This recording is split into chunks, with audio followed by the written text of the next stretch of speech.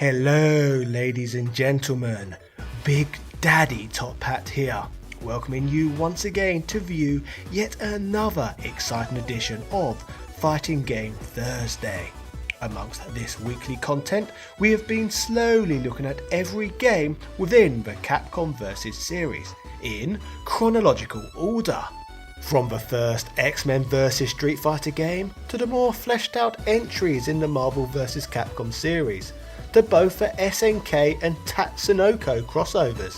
Capcom really have created an ambitious variety of games of this style, leading many fans to continue to clamour for that coveted Kellogg's crossover game. In today's content, we will sadly not be talking about Tony the Tiger and his iconic friends, but instead the next long-awaited Capcom crossover game featuring Marvel characters. When Marvel vs Capcom 3 released, it would have been over a decade since Marvel vs Capcom 2, meaning fans were now chomping at the bit for a new entry in this sub-series. But with all of this hype and anticipation, could the game live up to its expectations? Let's find out. This, ladies and gentlemen, is the mad story of Marvel vs Capcom 3, The Fate of Two Worlds. Yeah! All the way back in 1994, the same year that Super Street Fighter 2 Turbo would see release, Capcom would also get the rights to release an X-Men fighting game known as X-Men Children of the Atom. As an Easter egg and to continue to further promote the latest Street Fighter 2 iteration, Capcom would place Akuma in the game as a secret character. This unexpected crossover blew fans' minds and was so well received that it left fans clamouring for even more. Keeping this in mind, along with the commercial success of both Street Fighter and the X-Men fighting games that Capcom had made, the next logical step to take was to gain permission to create the ultimate crossover game between these two franchises, which would obviously result in X-Men vs Street Fighter. X-Men vs Street Fighter was for me and many others one of the coolest fighting games we had ever seen. It was a fun title that featured superhero style aerial combat, huge moves and tag team mechanics. However, all in all the game was just a small taste of what was later to come. The following year of 1997 would see the crossover concept expanded, this time pitching a Street Fighter lineup against a mixed cast of Marvel superheroes rather than simply X-Men, meaning that even more famous characters joined the fray, such as Spider-Man and the Incredible Hulk. There was no slowing down here though, as by 1998 Capcom would continue to expand on this idea with Marvel vs Capcom Clash of the Superheroes, this time expanding the roster on the Capcom side of things to include iconic characters such as Morrigan of the Darkstalkers series and Mega Man, for example. After the release of this game, a case could be made that it now felt like everything had been done with the formula, and as a result there was no new game released in the series in 1999. But the year 2000 would prove all doubters wrong, with the most refined and ambitious entry in the series yet.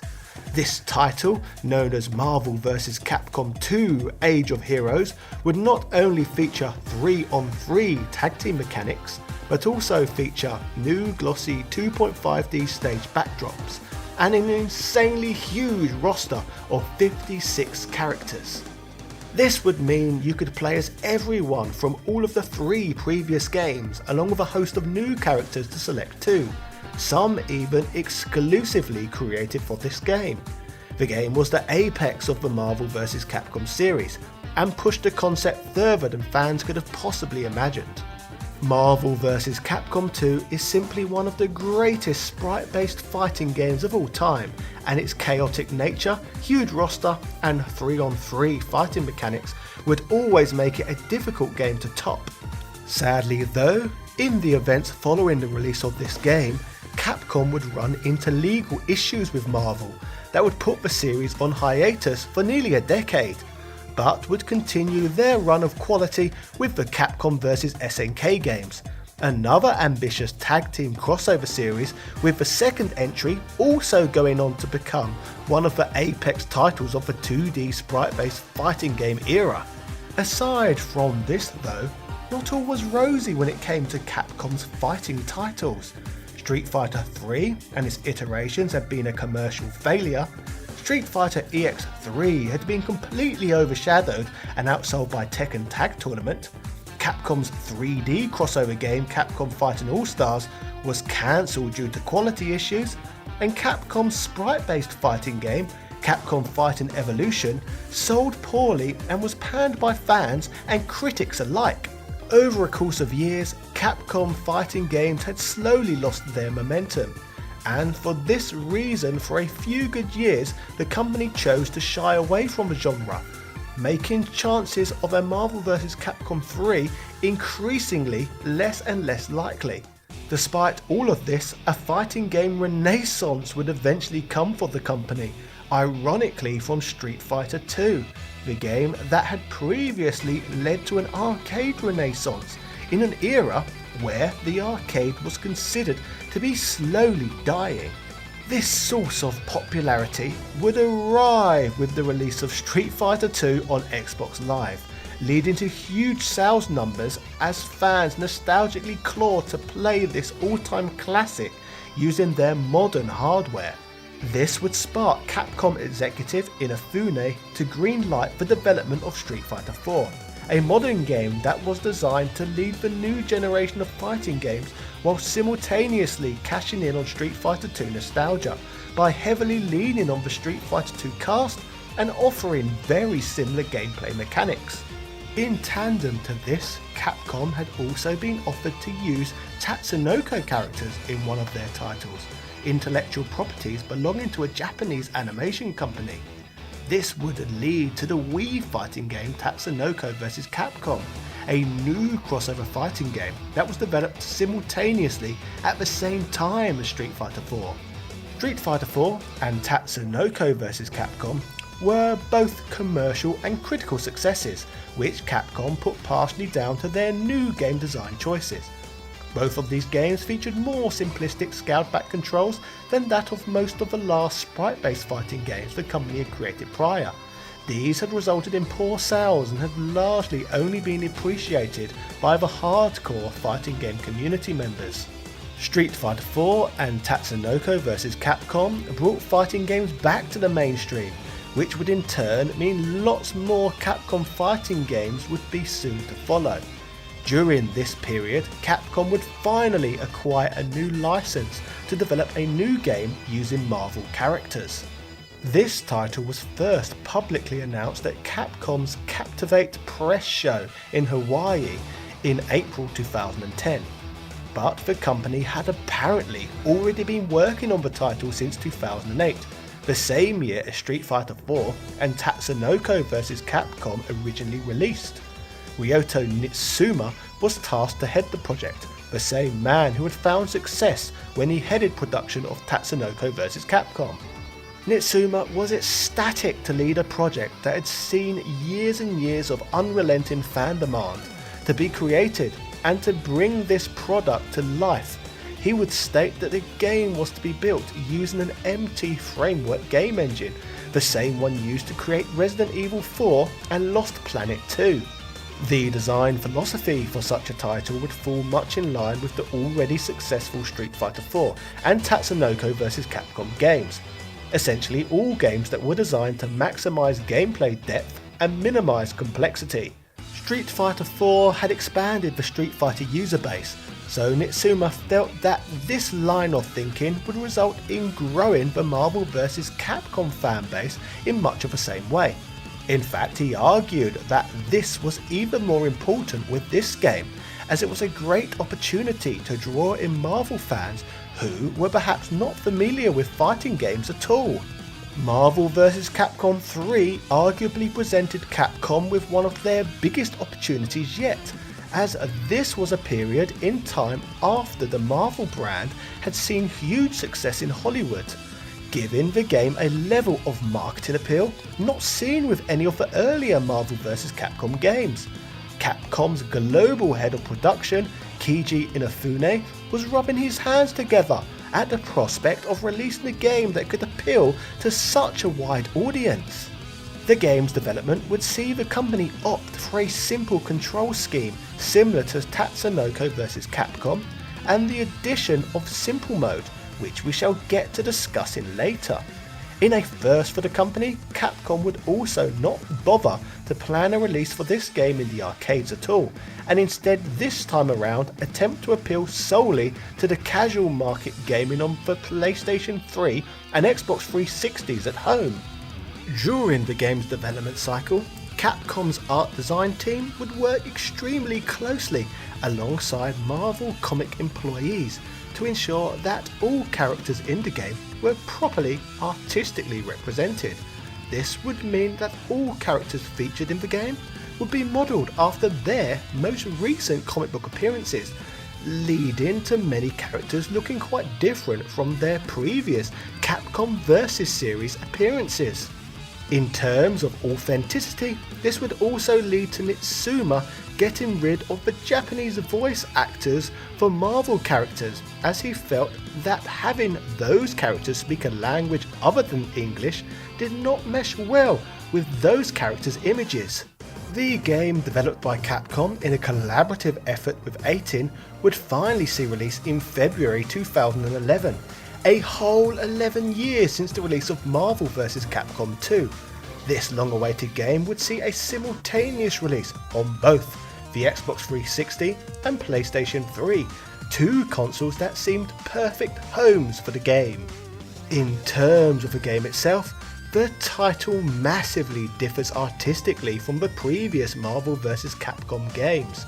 The game instead takes the same sort of graphical approach as Street Fighter 4 and Tatsunoko vs Capcom, in that the fights in the title take place on 2D planes, but 2D sprites are dropped in favour of 3-dimensional character models. Combat in this game, like in Marvel vs Capcom 2 of old, takes place between teams of 3 taking on teams of 3, meaning that after 11 long years, Teddy Long could breathe a sigh of relief, as 6-man tag team action lived to fight another day. Holla holla holla! In these tag team matches, players can switch between their 3 selected players at will and can call upon each of them during matches. Like in some previous MVC games, during contests players also have the ability to call on their off-screen characters to perform single special moves known as assists, which adds to the game's in-game strategy when experiencing this title. Further from this, as characters both receive and deal damage, their team's overall hyper combo gauge gradually fills up with energy, which can be used to execute a variety of different techniques. Like in many Capcom fighting games, this includes hyper combos, and like previous MVC games, once again, snapbacks are executable, which force your opponent's character to tag out against their will. Crossover combination moves are also executable within this game, techniques which utilise a player's whole team to use all of their hyper combos simultaneously in one huge powerful attack. In addition to all of this, the game features a completely new mechanic known as X Factor, which for a short time allows players to increase damage they can inflict. They also have faster speed during this time frame and the ability to regenerate health. X Factors can be activated by a player once per match and can be used within extended combos. The power and endurance of an X Factor depends on how many fighters a team has left. The more damaged the team is, the greater the power of the move, making it somewhat of a desperation attack. Like the majority of fighting games, players must use the moves available at their disposal to deplete their opponent's life bars. In most circumstances, victory is achieved when all 3 members of an opposing team have been knocked out. However, in some cases a winner is decided when the time limit runs out based on who has the most accumulative health remaining. Simple fighting game stuff really. As mentioned earlier in the video, to fall in line with Capcom's modern approach and to appeal to the huge casual market the Hollywood film industry had generated for the Marvel Universe, the controls within Marvel vs. Capcom 2 were scaled back for Marvel vs. Capcom 3 to try and give the game a wider appeal than simply fighting game community diehards. This simplification process had actually been taking place for a while anyway, with the early Marvel vs. Capcom games such as X-Men vs. Street Fighter offering a 6-button control scheme back in 1996. This would be simplified to a 4-button scheme for Marvel vs. Capcom 2 in the year 2000. Marvel vs. Capcom 3, a further 11 years later, would go one step further, offering only a 3-button control scheme, much like Tatsunoko vs. Capcom that had been released 2 years earlier. The 3-button scheme offered undefined light, medium and hard attacks, whereas in the earlier 6-button games, players had these options but could choose between punches and kicks. To quote Nitsuma on this more modern approach, he stated that this was to knock down the wall of complicated controls and open up a field of strategic fighting to all comers. Amusingly, if this simplified gameplay was not enough, Nitsuma would go one step even further with this one, introducing a simple mode, which we briefly mentioned earlier. Simple mode was designed for gamers who had never played a fighting game in their lifetime, who simply procured the game due to their interest in the Marvel Cinematic Universe. Simple mode is a style of play that allows players to perform special moves and hyper combos with just single button presses, at the expense of limiting a character's available moveset. Keeping all of this in mind, if the developers made the effort to create an entire gameplay mode for gamers who did not care for fighting games, which changes the whole way the game plays, it begs the question really why they never just stuck a 6-button hardcore mode in too. But enough about this tangent for now, as there is plenty more to cover on controls later in the video. For now, let's discuss the game's fighting roster, one of the most distinguishing features of this title. As mentioned earlier in this video, Marvel vs. Capcom 2 offered a whopping 56 characters. The original version of Marvel vs. Capcom 3, on the other hand, features a more slimmed down 36 characters. Speaking of this character lineup, as mentioned previously, Marvel gave Nitsuma's team direction when it came to the many character designs. However, all of the game's balancing was left down to Capcom. So Nitsuma and Ko's duty was to preserve the Marvel character's essence from the source material, while simultaneously shaping them as interesting fighting game characters. What may come as a surprise to some regarding the game's roster, whilst MVC2 had that huge roster of 56 characters, only 14 of those would resurface as playable characters in the original incarnation of Marvel vs. Capcom 3, thus meaning the 22 other characters are completely new to this fighting game franchise. Often in these videos I run through every new addition, but considering this game has such an array of new characters, I'll just let the gameplay footage do most of the talking.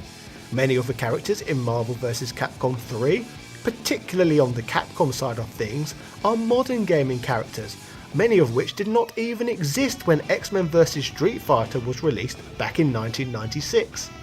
But what I will do is touch on a few of my favourite additions to the roster. Whilst also appearing in Saturday Night Slam Masters prior to the release of this game, this was Hagar of Final Fight fame's first appearance as a playable fighter within a Capcom vs series game. A fighter whose appearance was long overdue in my opinion.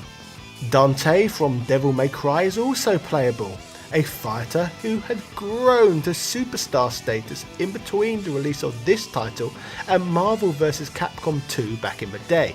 It would be criminal not to include him within this game. Other interesting additions include Chris Redfield from Resident Evil and Beautiful Joe from Beautiful Joe, a character whose inclusion is perfect considering that he too is a superhero. Arthur of Ghosts and Goblins fame is also another fun addition to this roster. There are lots of fun additions on the Marvel side of things too, but the biggest of these debuts has to go to Deadpool. Deadpool, by Marvel standards, is a fairly new character, debuting in the New Mutant. Today, the fourth wall-breaking character is right up there with Spider-Man as one of the most popular superheroes on the planet. So his inclusion in this game is an extremely welcome one, and probably the most memorable and iconic addition to the whole Marvel vs. Capcom 3 roster. MVC 3 was also the first Marvel vs. Capcom title to offer DLC, expanding the roster up to 38 characters if players were willing to download Jill Valentine and Shuma Gorath. DLC costume packs also existed, containing new outfits for Ryu, Thor, Dante, Iron Man, Chris Redfield and Captain America. In terms of play modes, MVC 3 features an arcade mode, which offers players exactly what you would expect, in that it offers a series of matches against various AI-controlled teams of 3, followed up with a final boss fight in a traditional fashion. The final boss encounter of this game takes place against Galactus, a supervillain from the Fantastic Four comic book series. Beating arcade mode with each player rewards the player with a different ending. There is also a local 2-player versus mode, a training mode and a mission mode which offers characters specific challenges.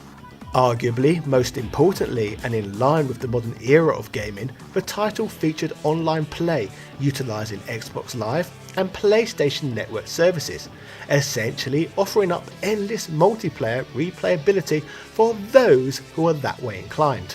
So now, that is pretty much Marvel vs. Capcom 3 in a nutshell, so let us take some time to see how this game was received on release. GameSpot would praise the title, stating, "This venerable fighting series, renowned for its structured insanity, has finally returned with the same fire and intensity that was its hallmark. The game's core combat mechanics have been simplified and work harmoniously to drive you and the action forward. Marvel vs. Capcom 3 is a blast to play, despite losing some of the higher level intricacies found in its predecessor.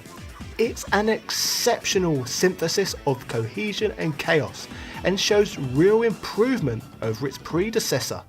IGN would add to the conversation by stating, "This third entry in the MVC series attempts to be the same addicting game as its predecessor.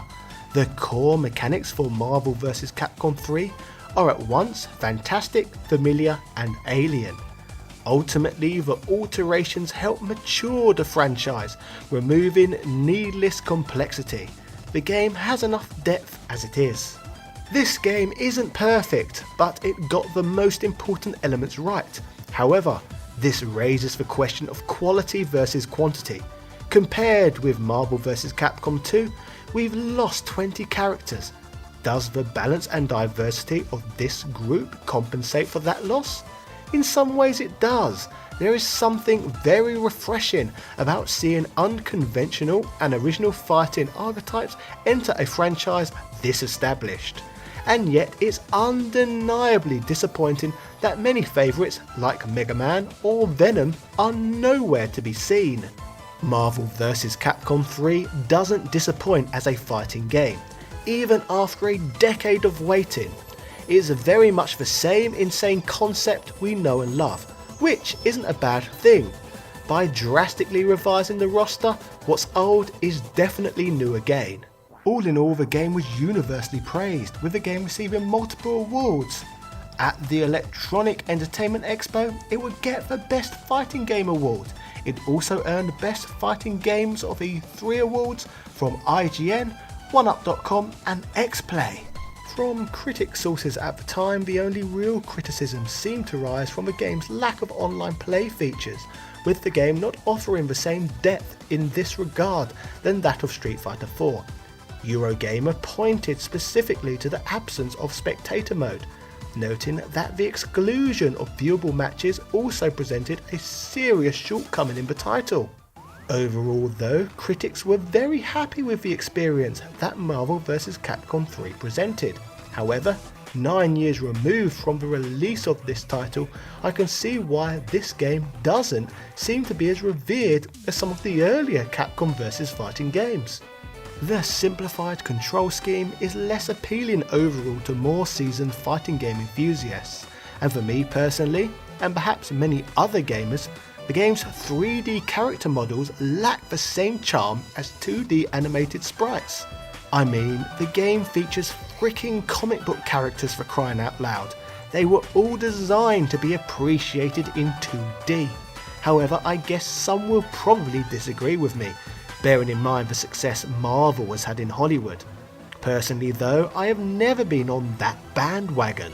Still though, taking all of the game's predecessors out of the equation, Marvel vs Capcom 3 is a game that was perfect for the time period it was born into, and as a result would sell 2 million freaking copies to fans around the globe. The success of the game would lead to the release of Ultimate Marvel vs Capcom 3, a game I will perhaps do a standalone video on down the line. Ultimate Marvel vs Capcom 3 is an updated version of this title that features largely identical gameplay mechanics to the original, with changes made to both the aerial combat and X-Factor systems.